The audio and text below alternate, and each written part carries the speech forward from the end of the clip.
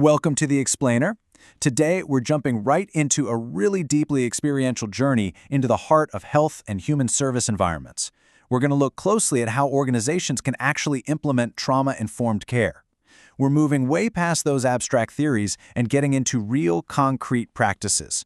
If you've ever wondered how to genuinely assess and transform a physical and emotional space so that it promotes healing instead of stress, well, you're in exactly the right place. Okay, let's dive into this. I want you to put yourself directly in the shoes of someone who's carrying a really heavy burden of trauma.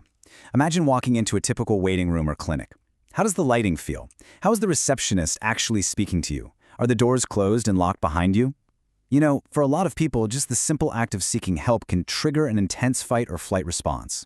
So the question isn't just whether your organization provides good services. The real question is, does the environment itself feel safe, or does it feel like a trap? All right, Section 1, the Trauma-Informed Challenge. So all across the country, service providers, clinics, schools, and shelters absolutely want to be trauma-informed. They totally get the high rates of trauma among the folks they serve. But here's the hurdle. They often get stuck. They end up just reading about abstract principles rather than taking concrete action, mainly because they simply don't know where to start to make those physical and structural changes. To move forward, let's ground ourselves with a shared vocabulary.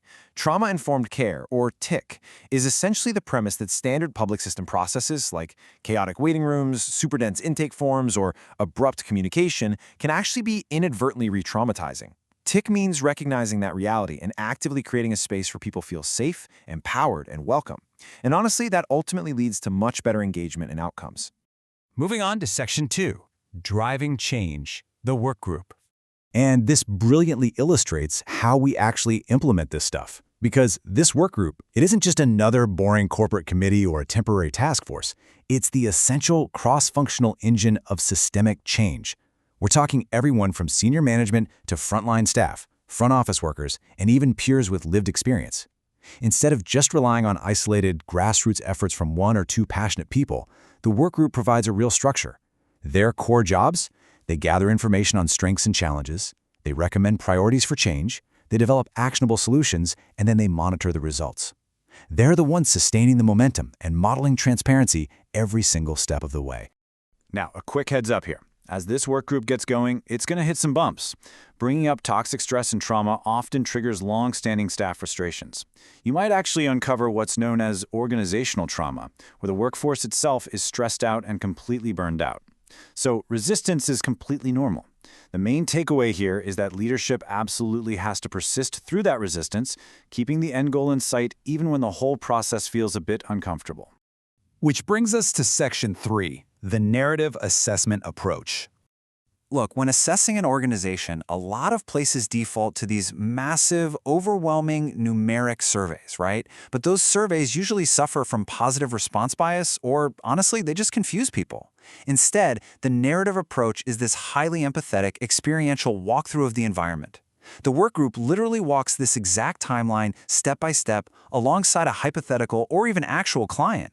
From the moment the referral happens to the initial phone contact, navigating the parking lot, sitting in the lobby, filling out intake forms, getting the service, and finally exiting, by physically walking this path, the work group can spot hidden trauma triggers that they would literally never notice just sitting behind a desk. Now, what's really interesting about this slide is how they measure what they're experiencing. During the walkthrough, the work group uses a visual rubric focused on 3 specific domains. They ask, at this specific step in the client journey, are we restoring power? Are we creating a safe context, and are we building self-worth? If an experience in the waiting room, for example, induces overwhelming fear or powerlessness, they flag it immediately and figure out how to replace it with predictability, transparency, and respect. Let's look at Section 4, Assessing Physical Safety. So we focus the assessment lens first on the physical environment. And this is a fantastic place to start because sensory realities are concrete. You can see them, you can hear them, and you can fix them to score early wins that build a ton of momentum and trust with the staff. We're talking high-impact, low-cost fixes here. Things like adding a simple combination lock and a motion sensor to a dark bike shed, setting up buddy systems for walking to cars after hours, or just posting emergency numbers at every single workstation. Improved lighting, basic de-escalation training, these fixes don't require a massive budget, but they yield huge buy-in by proving to everyone that their basic safety is taken seriously. Next up, Section 5, Assessing Emotional Safety. So the crucial point is, emotional safety is a bit more complex. We have to examine the hidden power dynamics in the client journey. Things that seem totally normal to a staff member can actually cause massive anxiety for a vulnerable client. I mean, standard practice is usually just handing over a dense, super intrusive questionnaire without saying a word. But trauma-informed practice, it revises those forms to be less activating. And more importantly, it accompanies them with a clear, concrete explanation of why that information is needed and what the client can expect next. Just explaining the why restores a client's power and drops their anxiety levels significantly.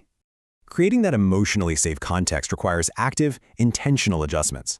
This means teaching the front office to actually recognize trauma responses, rather than just writing a client off as difficult.